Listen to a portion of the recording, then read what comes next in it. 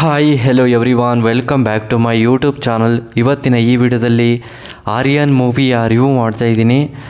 ಈ ಮೂವಿಯ ಸ್ಟೋರಿ ಏನು, ಬಜೆಟ್ ಏನು, ಕಲೆಕ್ಷನ್ ಏನು, ಯಾವ ಭಾಷೆಯಲ್ಲಿ ಬಿಡುಗಡೆಯಾಗಿದೆ, ಹಾಗೆಯೇ ಈ ಮೂವಿಯ ಫ್ಯಾಕ್ಟ್ಗಳನ್ನು ಈ ವಿಡಿಯೋದಲ್ಲಿ ತಿಳ್ಕೊಬರೋಣ.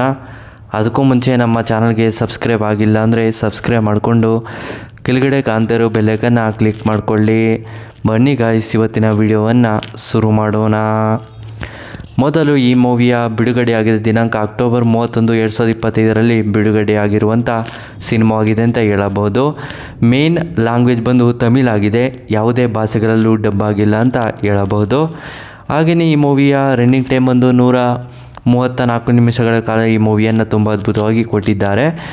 ಬಜೆಟ್ ನೋಡೋದಾದರೆ 6.5 ಕೋಟಿಯಿಂದ 9.5 ಕೋಟಿವರೆಗೆ ಬಜೆಟನ್ನು ಹಾಕಿದ್ದಾರೆ ಅಂತ ಹೇಳಬಹುದು. ಕಲೆಕ್ಷನ್ ನೋಡಿದ್ರೆ 13.5 ಕೋಟಿ ಕಲೆಕ್ಷನನ್ನು ಮಾಡಿದೆ ಅಂತ ಹೇಳಬಹುದು.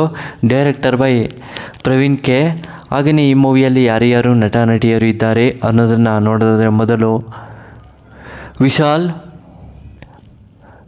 ಸದಾ, ಶ್ರೀನಾಥ್, ಮನಸರಿ, ಶ್ರೀವಾಕ್, ಹರ್ಷಿಕ್, ಇನ್ನೂ ಹಲವಾರು ಆ್ಯಕ್ಟರ್ಸಲು ಈ ಮೂವಿಯಲ್ಲಿ ನಟನೆ ಮಾಡಿದ್ದಾರೆ ಅಂತ ಹೇಳಬಹುದು. ಹಾಗೆಯೇ ಈ ಮೂವಿಯಲ್ಲಿ ತಮಿಳಲ್ಲಿ ಆಡಿಯನ್ಸ್ಗಳು ಕೂಡ ಸಿಕ್ಕಾಪಟ್ಟೆ ಇಷ್ಟಪಡುವಂಥ ಸಿನಿಮಾ ಆಗಿದೆ. ಇದೊಂದು ಕ್ರೈಮ್ ಥ್ರಿಲ್ಲರ್ ಮೂವಿ ಅಂತಲೂ ಕೂಡ ಹೇಳಬಹುದು. ಹಾಗೆಯೇ ಒಂದು ಕೊಲೆ ಮಾಡುವಂಥ ವ್ಯಕ್ತಿ ಯಾವ ರೀತಿ ಒಂದು ಕಣ್ಣು ತಪ್ಪಿಸ್ಕೊಂಡು ಓಡಾಡ್ತಾನೆ ಮತ್ತು ಪೊಲೀಸ್ನವ್ರ ಜೊತೆ ಯಾಮರ್ಸಿ ಯಾವ ರೀತಿ ಓಡಾಡ್ತಾರೆ ಅನ್ನೋದನ್ನೇ ಈ ಮೂವಿಯಲ್ಲಿ ತುಂಬ ಅದ್ಭುತವಾಗಿ ಕೊಟ್ಟಿದ್ದಾರೆ. ಹಾಗೆಯೇ ಈ ಮೂವಿಯ ತಮಿಳಲ್ಲಿ ಆಡಿಯನ್ಸ್ಗಳು ಕೂಡ ಸಿಕ್ಕಾಪಟ್ಟೆ ಇಷ್ಟಪಡುವಂಥ ಸಿನಿಮಾ ಆಗಿದೆ ಅಂತ ಹೇಳಬಹುದು. ಹಾಗೆಯೇ ಈ ಮೂವಿಗೆ ಹೆಚ್ಚಿನ ರಿವ್ಯೂಸ್ ಕೂಡ ಬಂದಿದೆ ತಮಿಳಲ್ಲಿ, ಹಾಗೆಯೇ ಪಾಸಿಟಿವ್ ಕೂಡ ರಿವ್ಯೂಸ್ ಅಂತಲೇ ಹೇಳಬಹುದು.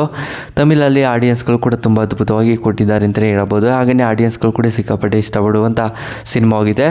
ತಮಿಳಲ್ಲಿ ಸಾಂಗ್ ಕೂಡ ಸೂಪರ್ ಹಿಟ್ ಆಗಿದೆ ಅಂತಲೇ ಹೇಳಬಹುದು. ಹಾಗೆಯೇ ವಿಷ್ಣು ವಿಶಾಲ್ ಅವರು ಹೀರೋ ಕ್ಯಾರೆಕ್ಟರ್ನ ಪ್ಲೇ ಮಾಡಿದ್ದು ತುಂಬ ಅದ್ಭುತವಾಗಿ ನಟನೆ ಮಾಡಿದ್ದಾರೆ ಅಂತ ಹೇಳಬಹುದು. ಹಾಗೆಯೇ ವಿಷ್ಣು ವಿಶಾಲ್ ಅವರು ಈ ಮೂವಿಗೆ ಹೆಚ್ಚಿನ ರಿವ್ಯೂಸ್ ಕೂಡ ಕೊಟ್ಟಿದ್ದಾರೆ. ಇದೊಂದು ಕ್ರೈಮ್ ಥ್ರಿಲ್ಲರ್ ಮೂವಿ, ಹಾಗೆಯೇ ಸಸ್ಪೆನ್ಸ್ ಥ್ರಿಲ್ಲರು, ಹಾಗೆಯೇ ಒಂದು ಪೊಲೀಸ್ ಆಗಿರುವಂಥ ವ್ಯಕ್ತಿ ಯಾವ ರೀತಿ ಒಂದು ಕರ್ತವ್ಯವನ್ನು ಮಾಡ್ತಾರೆ ಅನ್ನೋದನ್ನೇ ಈ ಮೂವಿಯಲ್ಲಿ ತುಂಬ ಅದ್ಭುತವಾಗಿ ಕೊಟ್ಟಿದ್ದಾರೆ. ಹಾಗೆಯೇ ಈ ಮೂವಿಯ ಒಂದೇ ಸ್ಟೋರಿ ಹೇಳಿದರೆ ವಿಷ್ಣು ಅನ್ನೋ ವ್ಯಕ್ತಿ ಇರ್ತಾರೆ, ಅವರು ಒಂದು ಪೊಲೀಸ್ ಆಫೀಸರ್ ಆಗಿರ್ತಾರೆ ಅಂತಲೇ ಹೇಳ್ಬೋದು. ಹಾಗೆಯೇ ವಿಷ್ಣು ಅವರು ಅವರ ಒಂದು ಕ್ರೈಮ್ ಥ್ರಿಲ್ಲರು, ಹಾಗೆಯೇ ಬೇರೆ ಒಂದು ಕೇಸ್ಗಳನ್ನು ವಿಚಾರಣೆಯನ್ನು ಮಾಡ್ತಿರ್ತಾರೆ. ಆದರೆ ಒಂದು ಕೇಸ್ ಬರುತ್ತೆ, ಅಲ್ಲಿ ಒಂದು ಮರ್ಡರ್ಸ್ಗಳು ಆಗ್ತಾ ಇರ್ತವೆ.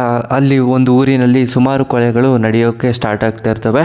ಅದನ್ನು ಯಾವ ರೀತಿ ಕಂಡುಹಿಡಿತಾರೆ ಮತ್ತು ಅಲ್ಲಿ ಕೊಲೆ ಆಗದಂಥ ಜಾಗದಲ್ಲಿ ಯಾವ ರೀತಿ ಒಂದು ಪ್ರೂಫ್ ಸಿಗ್ತವೆ ಮತ್ತು ಒಂದು ಯಾವ ರೀತಿಯೂ ಕೂಡ ಒಂದು ಪೊಲೀಸರು ವಿಷ್ಣು ಅವರು ಎಲ್ಲರ ಕಡೆ ವಿಚಾರಿಸ್ತಾರೆ ಮತ್ತು ಯಾವುದೇ ಕೂಡ ಬಾಡಿ ಹತ್ರ ಅಕ್ಕಪಕ್ಕ ಯಾವುದು ಕೂಡ ಒಂದು ಪ್ರೂಫ್ ಕೂಡ ಸಿಗೋದಿಲ್ಲ. ಮತ್ತು ಒಂದು ದಿನ ಏನಾಗುತ್ತೆ, ಒಂದು ಬಾಡಿಯಲ್ಲಿ ಹೋಗಿ ಚೆಕ್ ಮಾಡೋ ಟೈಮಲ್ಲಿ ಒಂದು ವಾಚ್ ಸಿಗುತ್ತೆ. ಆ ವಾಚನ್ನು ರಿಪೇರಿ ಮಾಡಿದಂಥ ವ್ಯಕ್ತಿಗಳು ಯಾವುದು, ಹಾಗೆಯೇ ಈ ಕಂಪ್ನಿ ಯಾವುದು ಅಂತ ಎಲ್ಲ ವಿಚಾರಣೆಯನ್ನು ಮಾಡಿದಾಗ ಒಂದು ವಾಚ್ ಮಾಡುವಂಥ ವ್ಯಕ್ತಿ ಈ ಕೊಲೆಗಳನ್ನು ಮಾಡ್ತಿದ್ದಾನೆ ಅಂತ ಅನುಮಾನ ಆಗುತ್ತೆ. ಅದನ್ನು ಕನ್ಫರ್ಮ್ ಕೂಡ ಇರೋದಿಲ್ಲ. ಮತ್ತು ಅವರು ವಾಚ್ ಮಾಡೋಂಥ ವ್ಯಕ್ತಿಯನ್ನು ಮತ್ತು ವಾಚ್ ರಿಪೇರಿ ಮಾಡುವಂಥ ವ್ಯಕ್ತಿಗಳನ್ನ ಇಬ್ಬರನ್ನೂ ಕೂಡ ಹುಡುಕ್ತಾರೆ ಮತ್ತು ಅವ್ರನ್ನ ಕನ್ಫರ್ಮ್ ಕೂಡ ಆಗುತ್ತೆ, ಅವ್ರನ್ನ ಅರೆಸ್ಟ್ ಕೂಡ ಮಾಡ್ತಾರೆ. ಹಾಗೆಯೇ ಸ್ಟೋರಿನೂ ಕೂಡ ಎಂಡ್ ಆಗುತ್ತೆ. ಸ್ಟೋರಿನೂ ನಿಮಗೆ ಇಷ್ಟವಾದರೆ ಶೇರ್ ಮಾಡಿ, ಲೈಕ್ ಮಾಡಿ. Thanks for watching.